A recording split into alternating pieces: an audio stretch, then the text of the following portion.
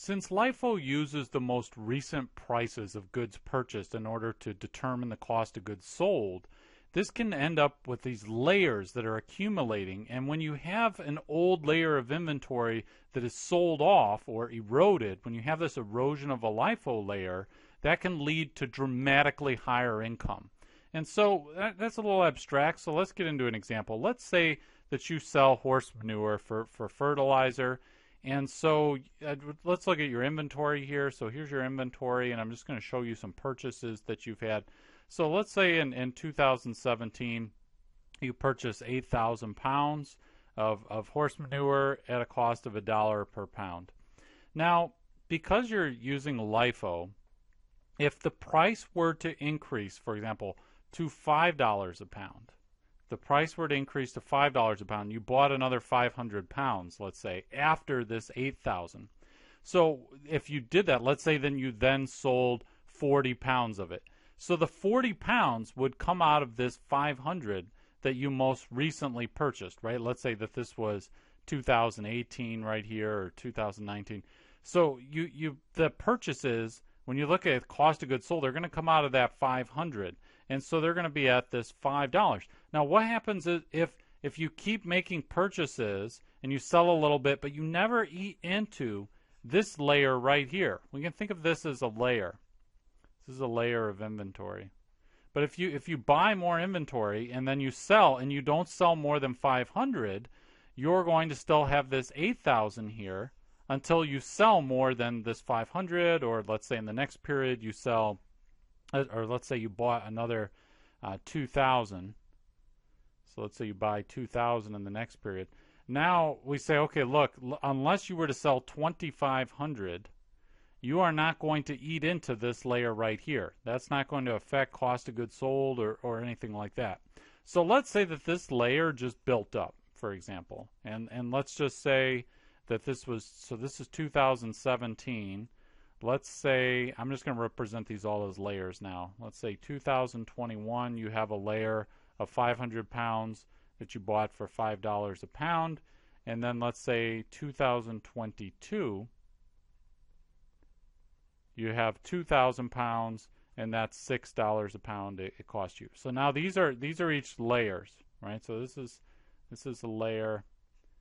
And now we actually had, let's say we had a lot more inventory purchases than what you see here, right? We purchased a lot more inventory than that, but all of those layers have been liquidated, right? And if this is all just is really difficult for you to understand, then I suggest you go back and check out the video we've got on LIFO and the way LIFO works. But basically we're saying that, okay, as of 2022, we have 3 different layers of old inventory. So we say, well, we have 8,000 pounds we bought at $1 a pound in 2017, 500 pounds that we bought at $5 a pound in 2021, and then 2,000 pounds at $6 a pound that we bought in 2022. This is what our inventory, our total inventory, were to look like as of December 31st, 2022. So let's say that on December 31st, 2022, the end of this year, we were to sell 7,000 pounds. So if we're going to think about how we would record this sale and the profit, well, we're selling it for $7 a pound. So we're just going to get our revenue, take 7,000 and multiply it by 7, right? Now to get the profit, we have to take this revenue and then subtract out the cost, right? Here's our cost.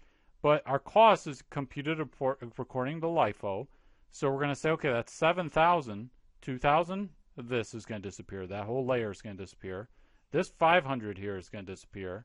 And then this is 2,500 total, but we still have to get to 7,000. So 7,000 minus 2,500 is 4,500. So 4,500 is going to come out of that old layer back from 2017. So here's that 4,500. That's coming out of this layer here. And then we've got the 500 that we talked about. And then we've got the 2,000 that was right here. So we just subtract out the cost, right? So the 2,000 comes off at $6 a pound right here. The 500 comes off at $5 a pound, and the 4,500 comes off at $1 a pound. So that's going to give us profit of $30,000. Now, here's the thing with this LIFO liquidation. So as of December 31, 2022, let's say that the market price is $6 a pound. So if we were to say, well, let's just think about this conceptually. We got $7 a pound, right? So when we sold it, we received $7 a pound. And the price right now is $6 a pound. So if we just kind of think about this as in terms of our markup, 7 minus $6 a pound is equal to 1. And then we multiply that $1 times 7,000, because that's how many pounds we sold. It seems like if we were to just think about current prices, we really made a profit of 7,000, right? Because we sold this for $7 a pound, and currently it's going for $6 a pound.